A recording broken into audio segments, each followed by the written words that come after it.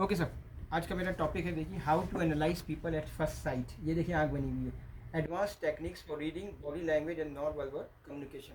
देखिए, इसमें सबसे इंपॉर्टेंट चीज़ जो होती है वो बॉडी लैंग्वेज होती है। इंसान से जब आप कहते हैं ना, कहते हैं राज की बात कह गया चेहरा। इंसान के चेहरे पे टेंशन हो या कुछ भी है, उससे बहुत सी चीज़ें पता चलती हैं। कोई इंसान जल्दी जल्दी खाना खा रहा है, इसका मतलब है वो टेंशन में, ठीक है ना। कोई आदमी पाँव हिला रहा है, इसका मतलब है वो टेंशन में है, वो चाहता है कि आपके साथ ना बैठे और बात आप जल्दी ख़त्म कर दें। कहते हैं कि देखिए, लेडीज़ से, औरतों से बातें करते वक्त वो देखिए कि उनकी आंखें कहती हैं। देखिए, इसमें सबसे इंपॉर्टेंट चीज़ ये होती है कि हम जब लोग किसी के पास जाते हैं तो क्लोथ्स, कपड़े बहुत इंपॉर्टेंट चीज़ होती है। आपके जूते इंपॉर्टेंट चीज़ होती है। उसके अलावा जो इंपॉर्टेंट चीज़ ये होती है कि आपकी आई कॉन्टेक्ट से बड़ा कुछ पता चलता है कि आप दूसरे के साथ कैसे बातें कर रहे हैं। आप शर्मा रहे हैं, आप उसके साथ आई कॉन्टेक्ट से, आई कॉन्टेक्ट से आपका कॉन्फिडेंस वगैरह लेवल उसका बहुत ज़्यादा पता चलता है। देखिए, उसके अलावा आपकी एकेडमिक क्वालिफिकेशंस हो गई, basic knowledge of kinesthetic sense, ये बहुत इंपॉर्टेंट होती है। काइनेस्थेटिक सेंस, देखिए, इंसान के पास 5 सेंसेस होती हैं, मगर लेटेस्ट रिसर्च जो है उसमें यह है कि इंसान के पास 21 सेंसेस हैं। सबसे स्ट्रॉन्ग सेंस जो होती है वो उसकी काइनेस्टिक सेंस होती है। इंसान के जो है रेगुलेटर्स जो हैं, एडॉप्टर्स जो हैं, उसके मसल्स जो हैं, उसके डिफरेंट किस्म के इंप्रेशंस जो हैं, हेड नोडिंग जो है उसको भी आपको नोट करना है।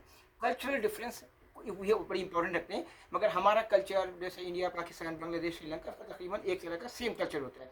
देखिए, verbal and non verbal communications, एक आदमी बात कर रहा है, नॉन वर्बल कम्युनिकेशंस में आपकी जो सबसे इंपॉर्टेंट चीज़ें होती है वो आपकी बॉडी लैंग्वेज एथिक्स होते हैं। उसमें आपको जो है उसके डिज़ाइन चेहरे के, मगर वो जो उस वक्त आपके साथ जो डीलिंग चल रही होती है उसका ख्याल रखना होता है। वो आपको किस नज़र से देख रहा है, आपके घर को किस तरह से देख रहा है, ठीक है सर, ये सब चीज़ों का आपको ख्याल करना है। अगर उसकी आँखें यूँ जा रही हैं, इसका मतलब है वो पास को देख रहा है। अगर उसकी आँखें यूँ जा रही हैं, इसका मतलब है वो कुछ बातें सोचते हुए फ्यूचर का सोच रहा है।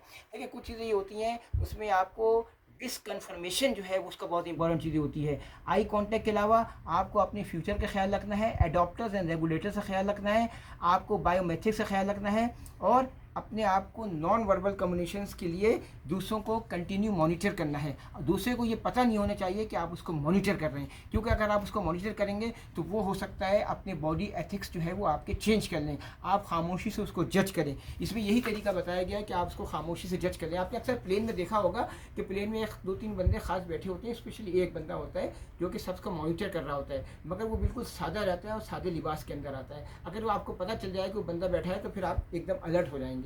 वो एक ख़ास किस्म का CID या CIA का बंदा होता है, देखता है कि जहाँ पे क्या क्या गलत काम हो सकते हैं, क्या हो रहे हैं, वो पता आपको कभी नहीं चलेगा क्योंकि वो इतना सादा रहता है। इसी तरह से आपको भी चाहिए, जब आप किसी की बॉडी लैंग्वेज चेक करें तो आप बिल्कुल खामोशी से जज करें कि दूसरे का आदमी को ये बिल्कुल फील नहीं हो सके कि आप क्या कर रहे हैं। सब thank you sir, thank you, bye sir.